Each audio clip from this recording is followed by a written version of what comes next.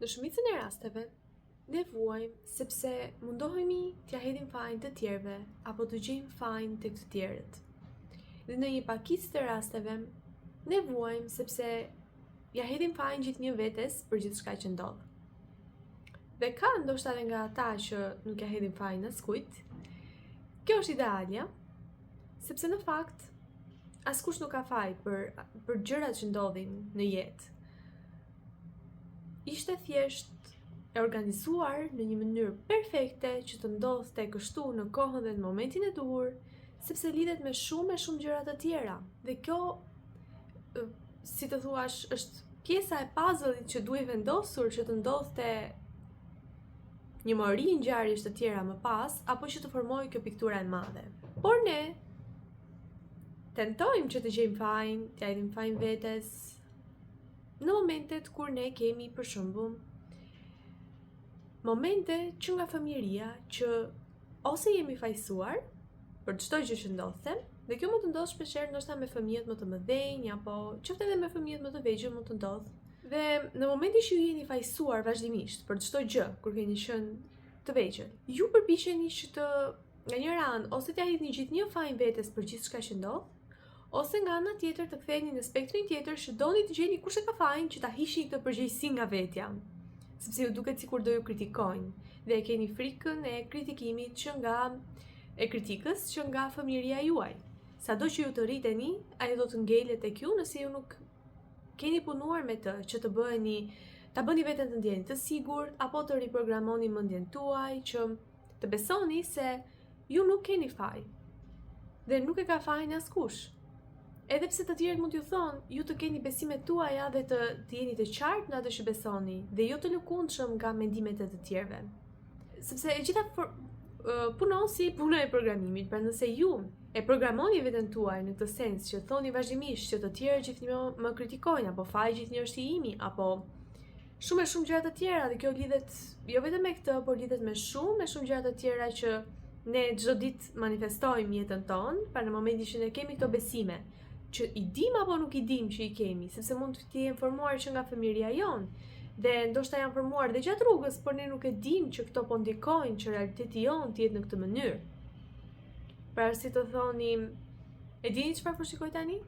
Po më tregoj një shembull shumë i bukur, e keni parasysh ato lodrat që në teatr për fëmijë që drejtohen nga mbrapa me lëvizje të dikujt, dhe ato janë thjesht lodra që lëvizjen në varësi të lëvizjeve që bën personi në parapasken.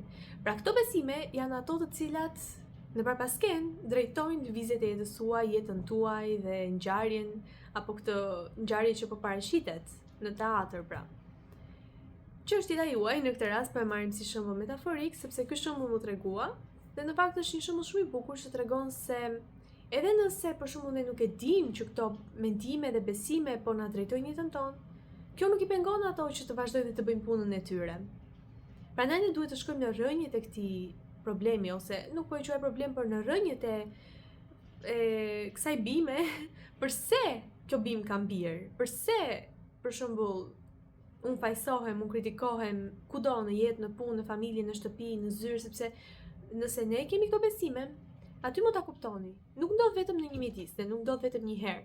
Ndodh në mënyrë të vazhdueshme, në mjedise të ndryshme, nga njerëz të ndryshëm, që nuk kanë lidhje me njëri tjetrin, por që thonë të njëjtën gjë për ne. Dhe ne e kemi bërë normale këtë pjesë, ne jemi kështu dhe pikë, sepse kështu po thonë të gjithë. Por të gjithë po thonë sepse ne e besojmë. Në momentin që ne nuk e besojmë më, apo ndrojmë besimin tonë dhe themi që për shembull, ne jemi të drejtë, ne jemi të pastër, ne jemi të sinqert, ne kemi të drejtën tonë, kur ne vërtet e bëjmë me zemër gjithçka që bëjmë dhe jemi të drejtë. Nuk po them që të bëjmë keq dhe të mendojmë që po bëjmë mirë. Pra ti bëjmë keq dikujt dhe të mendoni se jeni njeri i mirë, sepse edhe kjo mund të funksionojë, por nuk është ideja që ne të manipulojmë në gjëra të tilla, sepse mund t'ju kthehet bumerang. Ideja është që ju vërtet kur e ndjeni që nuk keni pse të fajsoheni, por po ju fajsojnë kot, kjo lidhet me besimin që ju keni që nga fëmijëria. Dhe çfarë mund të bëni? Ju mund të punoni që ta largoni këtë lloj besimi dhe të formoni një lloj besimi tjetër, dhe ta konfortoni fëmijën tuaj të vogël dhe t'i thoni që është në rregull, nuk keni faj, ta përqafoni, ndoshta ta vizualizoni që po e përqafoni, ndoshta të përqafoni veten dhe t'i thoni që nuk ka problem, nuk e kishe ti fajin. ose kushdo që ta kishte fajin, nuk ka problem. Ky është hapi i parë. Më pas të filloni dhe të vendosni për shembull besime të reja, të besoni në këto besime të reja. Dhe kështu do të shikoni dal nga dal që realiteti juaj do të ndryshojë si me magji. Dhe këta njerëz, situata të ndryshme në mjedise të ndryshme, do fillojnë të reagojnë në një mënyrë të ndryshme ndaj jush.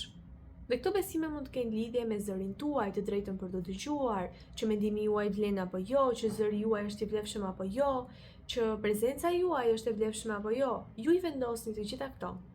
Mos lejoni të tjerët të tregojnë që shiko se përderisa të tjerët po më trajtojnë kështu, unë jam kështu. Jo, absolutisht jo. Por edhe nëse jeni, sepse ndoshta jeni bërë, në varësi të besimit që ju keni, ju mund ta ndryshoni. Mos bini grack e këtyre gjykimeve ndoshta të tjerëve, sepse janë aty thjesht që t'ju zgjojnë ju. Në momentin që ju se doni më, t'ju zgjojnë që ju t'i thoni stop kësaj gjëje. Sepse shumë bukur ju mund të vazhdoni gjithë jetën në këtë mënyrë, por shumë bukur ju mund të thoni stop kurdo që ju të dëshironi. Dhe kjo është në dorën tuaj.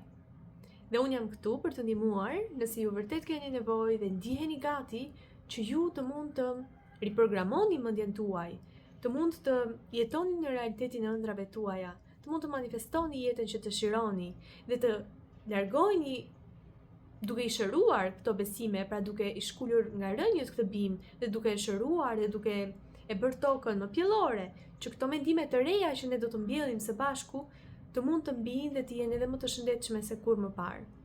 Dhe të mund t'ju bëjnë më të lumtur, të jetoni një jetë më të lumtur, ashtu sikur se ju e dëshironi dhe e meritoni. Prandaj këtu për ju, nëse ndjeni të udhëzuar, jam shumë e lumtur të ndihmoj, mund të më kontaktoni në email dhe me që jemi në sezonin e festave, ju uroj festa sa më të bukura, sa më të gëzuara, me njerëzit e zemrës, por kurdo që ju ta shihni këtë video, ju uroj një ditë sa më të këndshme. Plot diell, qartësi, ngrohtësi, dashuri e të tjerë.